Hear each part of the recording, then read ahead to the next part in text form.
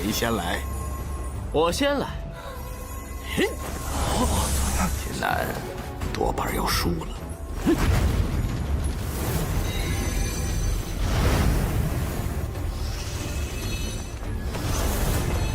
此次斗武，秦南胜。既然来了，我便试上一试。这是什么武魂？你不会叫我陪吧？ Kembali lagi bersama para jagoan. Seperti biasa, Mimin selalu mendoakan kalian semoga selalu dalam keadaan sehat dan dalam kondisi terbaik. Di video kali ini Mimin akan menceritakan sebuah dongwua series lagi, dan bagi kalian yang mungkin baru gabung, Mimin saranin untuk nonton bagian sebelumnya dulu. Linknya ada di deskripsi. Tak berlama-lama, langsung aja kita masuk ke isi ceritanya.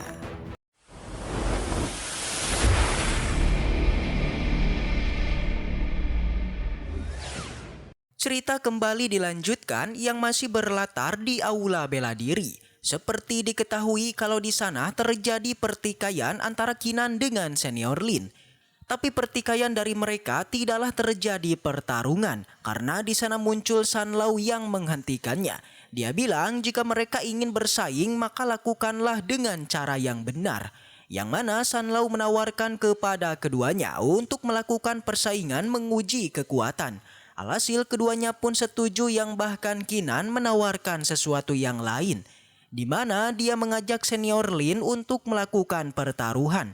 Siapapun yang kalah dari kompetisi mereka, maka dia tidak boleh memasuki aula bela diri seumur hidupnya.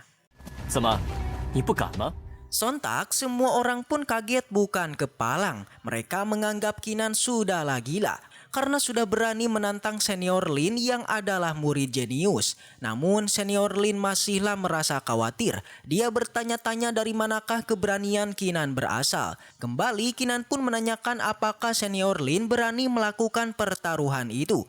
Dengan pede senior Lin pun menyetujuinya, dan dengan ini kompetisi pun siap dilakukan. Di samping mereka, San Lao yang mendengarnya, jelas dia pun bersedia untuk menjadi saksi dari kompetisinya. Alhasil satu persatu murid di sana mulai berkumpul. Mereka menduga kalau Qinan sudah pasti kalah. Mereka bahkan mengatakan jika Qinan tidak tahu diri karena telah menantang senior Lin. Tak lama dari itu San Lao pun mengeluarkan sebuah artefak untuk mengukur kekuatan mereka. Dia mengeluarkan artefak bulan sabit yang dikatakan benda ini bisa mengukur kekuatan seorang praktisi, di mana masing-masing dari mereka cuma diharuskan menyentuh tangan mereka di atas artefak itu. Dan nanti secara otomatis artefak bulan sabit akan mengeluarkan 7 warna cahaya, yang dimana untuk tingkat terendah yaitu berwarna merah, sedangkan tingkat tinggi akan muncul berwarna ungu. San Lao kemudian bertanya siapakah dari mereka yang akan maju duluan. Dengan sangat pede senior Lin mengatakan kalau dialah yang akan pertama maju. Bahkan saking pedenya dia meminta Qinan agar melihat kekuatannya dan perhatikan baik-baik.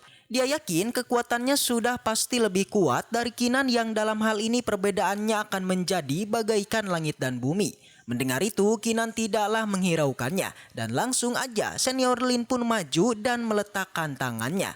Benar aja kekuatannya tidaklah sederhana, di mana warna yang tadinya merah kemudian berubah menjadi hijau.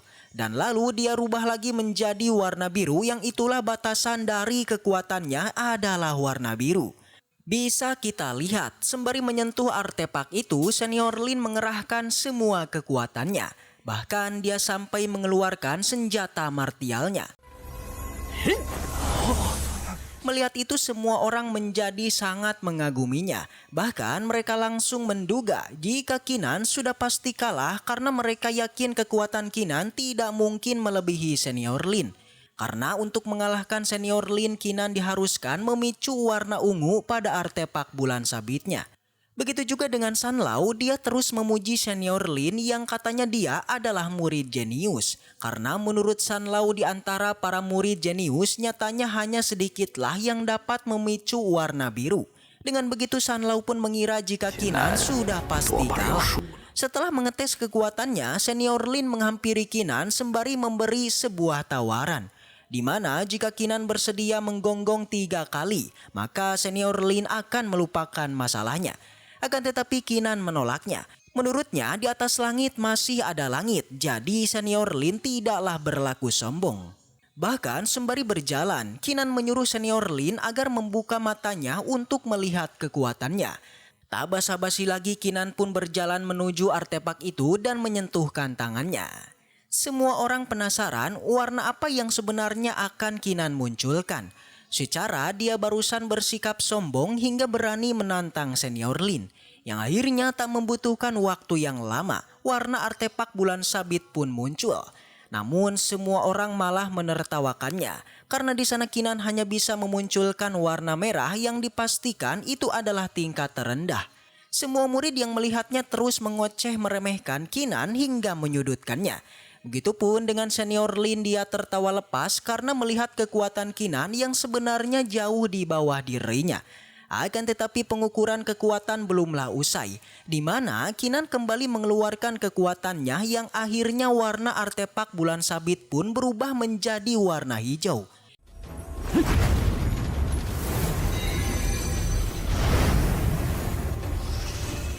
Senior Lin yang melihatnya dia benar-benar terkejut. Bagaimana mungkin Kinan bisa merubah warna pada artefak itu? Begitupun dengan semua orang, mereka bingung dengan semua yang mereka lihat. Dan ternyata warna pada artefak bulan sabit tidak hanya sampai pada warna hijau aja. Di mana kini Kinan kembali merubah menjadi warna biru hingga akhirnya semua mata memandang menjadi terdiam. Di mana Kinan beneran mampu mengalahkan senior Lin dengan mengubah warna dari artefak itu menjadi warna ungu. Di sana tak ada lagi suara sumbang yang meremehkan Kinan, bahkan San Lau pun sampai terdiam. Dia merasa kaget karena melihat bertahun-tahun lamanya akhirnya ada seorang murid yang mampu memunculkan warna ungu di sana. Kejadian seperti ini jelas saja tidak diduga-duga. Senior Lin tidak menyangka jika kompetisinya harus dimenangkan Kinan. Yang dengan itulah mulai saat ini dirinya tidak diperbolehkan memasuki aula bela diri seumur hidupnya. Tak ada yang bisa dia lakukan selain menerima akan hal itu. Dia pun pergi dan berjanji dirinya akan balas dendam. Dia berjanji di kompetisi Piate nanti dia akan membuat Kinan menyesalinya. Di sana semua orang merubah pandangan mereka kepada Kinan. Yang tadinya meremehkannya kini berubah menjadi terus memujinya.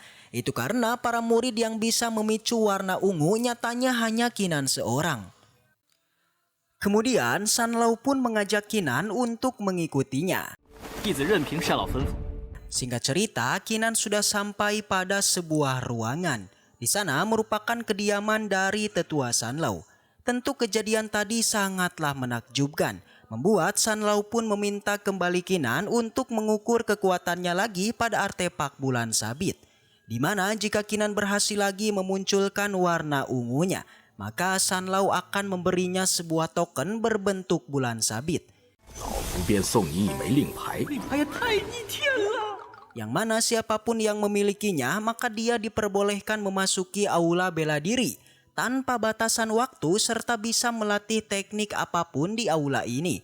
Tentu aja hadiah ini sangatlah menggiurkan, tapi hadiah ini terlalu berharga, membuat Kinan pun menolaknya karena nanti takutnya akan menimbulkan masalah baru pada dirinya.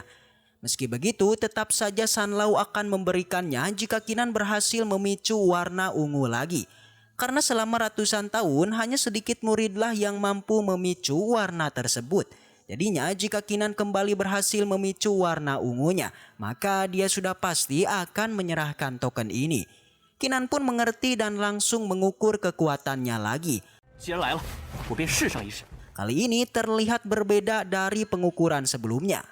Jadinya jika Kinan kembali berhasil memicu warna ungu, maka dia sudah pasti akan menyerahkan token ini. Kinan pun mengerti dan langsung mengukur kekuatannya lagi. Kali ini terlihat berbeda dari pengukuran sebelumnya, di mana di sana Kinan mengukur kekuatannya dengan mengeluarkan jiwa perangnya, yang bahkan tidak hanya warna ungu yang dapat dia munculkan, tapi batu artefak itu menjadi hancur.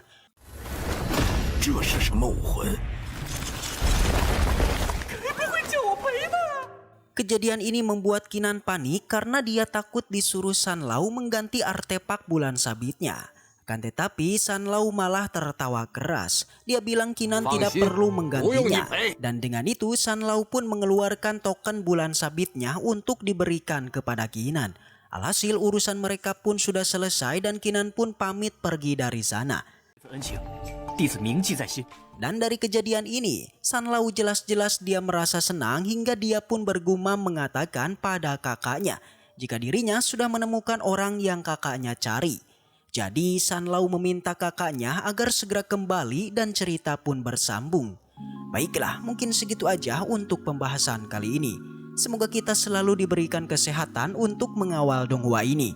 Dan sampai jumpa di video selanjutnya.